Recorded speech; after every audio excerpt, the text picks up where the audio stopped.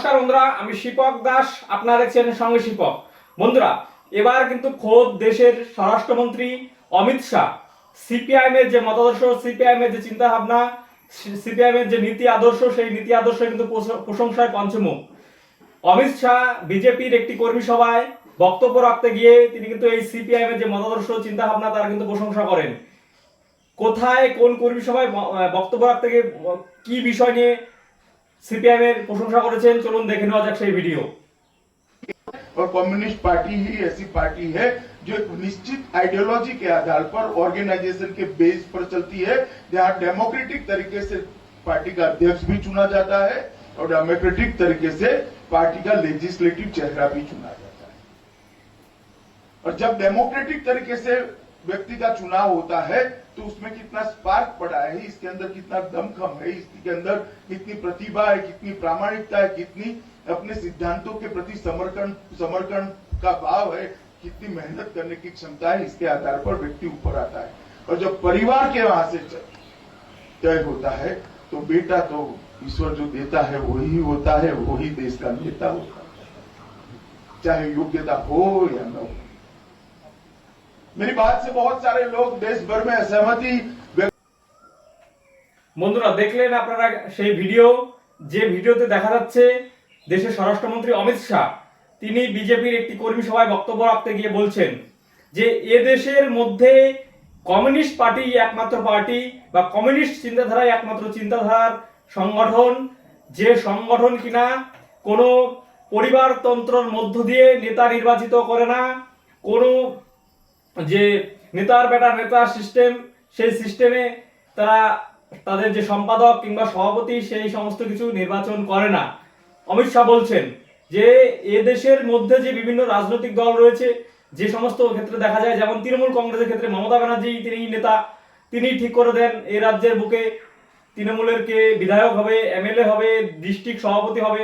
যেমন কংগ্রেসের সোনিয়া গান্ধী, রাহুল গান্ধী, পরিবারতন্ত্র, নীতিশ কুমার, লালু প্রসাদ যাদব, এই সমস্ত যে পরিবারতন্ত্র, সেদিকে আমরা যদি দেখি উত্তরপ্রদেশে আপনার অখিলেশ যাদব, মুলায়ম সিং যাদব, এই যে ব্যাপারটা, এই ক্ষেত্রে কিন্তু বোঝাতে গিয়ে দেশের স্বরাষ্ট্রমন্ত্রী অমিত শাহ তিনি কিন্তু বলা চলে এক প্রকার বোঝাতে গিয়ে কিন্তু কমিউনিস্টদের চিন্তাধারার যে আইডিওলজি, সেই আইডিওলজি কিন্তু তুলে এনে তিনি তাদের যে বিজেপির কর্মী সমর্থকরা রয়েছে তাদের কিন্তু বোঝায় যে এ দেশের মধ্যে একমাত্র কমিউনিস্ট যে দলগুলো রয়েছে সেই দলগুলোই একমাত্র দল যারা কিনা তাদের নির্দিষ্ট সিস্টেমের মধ্য দিয়ে তাদের নেতা নির্বাচিত করে, অর্থাৎ যার যোগ্যতা রয়েছে, যিনি এ দেশের অরিজিনালি নেতৃত্ব দেওয়ার মতো যোগ্য, তাকেই নির্বাচিত করে কমিউনিস্টরা।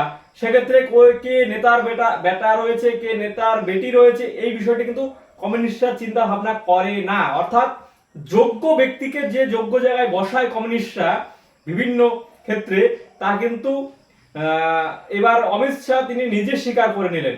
বন্ধুরা, আপনারাই একটু ভাবুন, আপনাদের এলাকাতে আপনারা শুনবেন যারা এই ভিডিওটি দেখছেন যে সিপিআইএম এর সম্মেলন রয়েছে, সেই জন্য আপনাদের এলাকাতে প্রচার কর্মসূচি থাকে।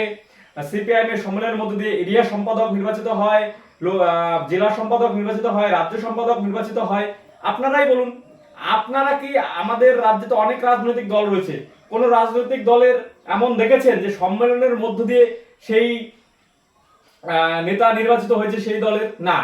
কি করবে, ওই যে রাজ্য কমিটি রয়েছে সেই রাজ্য কমিটি থেকে ঘোষণা করে দেবে, কিংবা যে নেতা রয়েছে, যেমন মমতা ব্যানার্জি নিজে ঠিক করছে, মমতা ব্যানার্জি, অভিষেক ব্যানার্জি কে কোন জেলার সভাপতি হবে, তার যোগ্যতা থাকুক আর না থাকুক, শুধু মমতা ব্যানার্জির গুণগান গাইলেই হবে, মমতা ব্যানার্জির পা চাটলেই হবে, সেই নেতা হয়ে যাচ্ছে, যোগ্যতা থাকুক আর না থাকুক। কিন্তু কমিউনিস্ট দলের যে কমিউনিস্টদের যে মতাদর্শের যে সমস্ত দল রয়েছে, সেখানে যে নেতাদের প্রশংসা করে যে নেতা হওয়া যায় না, নেতা হতে গেলে কিংবা সর্বোচ্চ পদে যেতে গেলে যোগ্যতা থাকা দরকার, তা কিন্তু অমিত শাহ নিজে স্বীকার করছেন যে এ দেশের মধ্যে একমাত্র যদি কোনো রাজনৈতিক দল থাকে তা হলো কমিউনিস্ট আইডিওলজির যে সমস্ত দল তারা।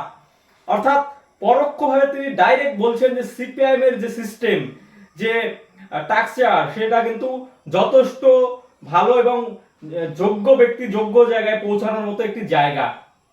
এক্ষেত্রে কিন্তু তিনি বিজেপির কর্মী সমর্থকদের বলছে যে এ দেশের মধ্যে সব থেকে উপরে একমাত্র এই চিন্তাধারার দল বিজেপি। যদি দেখেন আপনারা, বিজেপি, অমিত শাহ এই কথা বলছেন, অমিত শাহ নিজেও জানেন যে তিনি নেতা দেখে আজকে তার বেটা বিসিসিআই সভাপতি হয়েছে জয় শাহ, রাজনাথ সিং তার ছেলে বিধায়ক থেকে শুরু করে অনেকেই রয়েছে যাদের নাকি ছেলে বিধায়ক, মন্ত্রী, এমন অনেক রয়েছে বিজেপির মধ্যে। অর্থাৎ বিজেপিও যে পরিবারতন্ত্রের বাইরে নয়, বিজেপি কেন্দ্রীয় সভাপতি, একজন প্রাক্তন জেলা দেশের সভাপতি হয়ে কিন্তু তিনি নিজে স্বীকার করছেন। তাই বন্ধুরা, আপনারা যারা এই চিন্তাধারার বিশ্বাস করেন, যারা এই আইডিওলজিকে ভালোবাসেন, যারা নাকি এই আইডিওলজিকে আঁকড়ে এখনো রয়েছেন, তাদেরকে বলবো এই ভিডিওটি সকলের মধ্যে শেয়ার করে ছড়িয়ে দিন, যাতে সকলেই দেখতে পারে যে এদেশের স্বরাষ্ট্রমন্ত্রী কমিউনিস্টদের ঘোর শত্রু, তারাও কিনা কমিউনিস্টদের প্রশংসা করেন, কমিউনিস্ট চিন্তাধারার প্রশংসা করেন। এটা কিন্তু সকলের মধ্যে পৌঁছে দেওয়া দরকার। তাই আমি মনে করি আপনারা যারা এই কমিউনিস্ট চিন্তাধারার আইডিওলজি যারা সমর্থক রয়েছেন, যারা দরদি রয়েছেন, তারা কিন্তু অবশ্যই এই ভিডিওটি শেয়ার করে সকলের মধ্যে পৌঁছে দেবেন।